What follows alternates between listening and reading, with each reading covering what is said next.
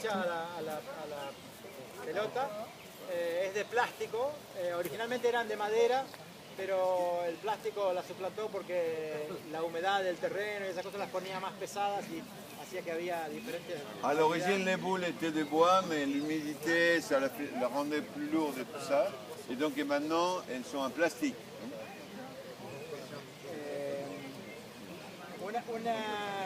Una cosa para entender bien el juego, cada vez que hay un gol, los equipos cambian de lado. Et à chaque fois qu'il y a un but, les équipes changent de lieu ils vont de l'autre côté. Y para entender un poco es difícil en una sola vez entender situaciones de juego, pero la regla principal es cada vez que impactamos la bocha generamos una línea y quien pega es el que tiene derecho a pegar nuevamente.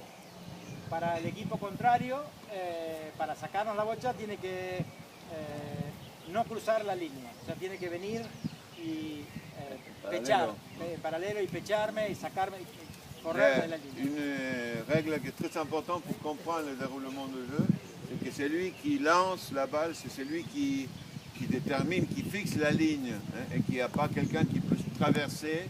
Et s'il veut le déplacer, il faut qu'il se mette à côté et qu'il le pousse pour pouvoir continuer. Mais il faut toujours respecter cette ligne.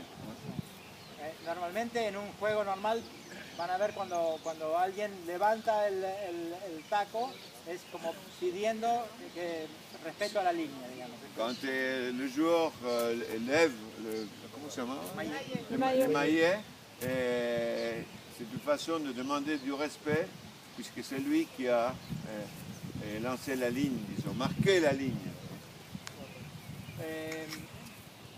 Cada jugador del equipo tiene una posición, que no hay goalkeeper, no hay arquero, digamos, y todos rotan en su posición, pero el número 1 es el atacante.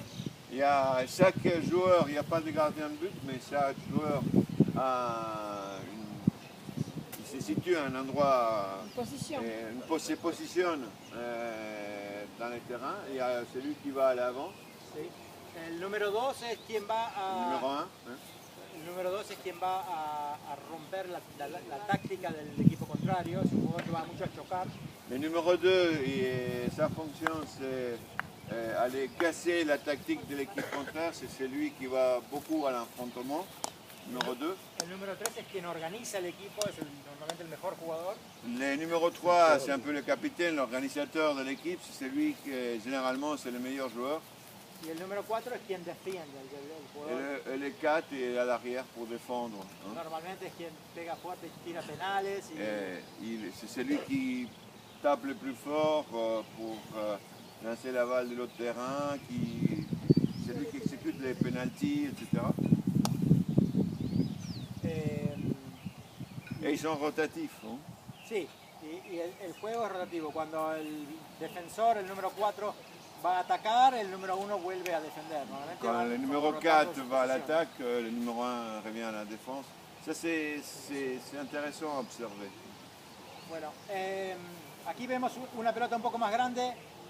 Esta se usa mucho porque hay polo en césped, ¿no? Como normalmente. Yeah. Y también hay polo en la nieve y hay polo en la arena. Beach polo y snow polo son dos... Il y a du polo sur la pelouse, il y a du polo sur la neige, et sur le sable, et ça pour la poêle. Arena o nieve. Et celle-ci est pour le sable ou pour la neige, la plus grande. Normalmente arena y nieve, o sea, verano e invierno, las canchas un poco más pequeñas y se juegan normalmente 3 contra 3. Les équipes pour jouer dans le sable ou sur la neige, c'est des équipes plus petites, de 3 joueurs, hein, et le terrain est aussi plus petit. Bueno, volviendo un poco al tema de los handicaps, la suma de los handicaps de los 4 jugadores hace el handicap del equipo. Par rapport au handicap, c'est le handicap de chaque joueur, et si on rajoute les handicap de chaque joueur, ça va donner le handicap de l'équipe. Hein.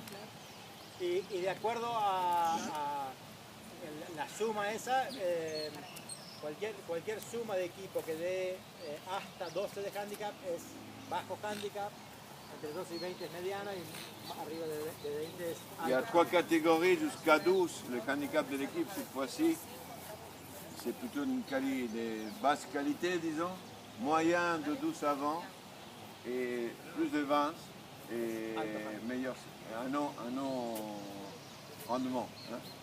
Que normalmente ese nivel de polo casi solo en la Argentina. Algunos torneos en el mundo se juegan, pero... Ces jours de tournoi se jouent exclusivement de haut handicap en Argentine.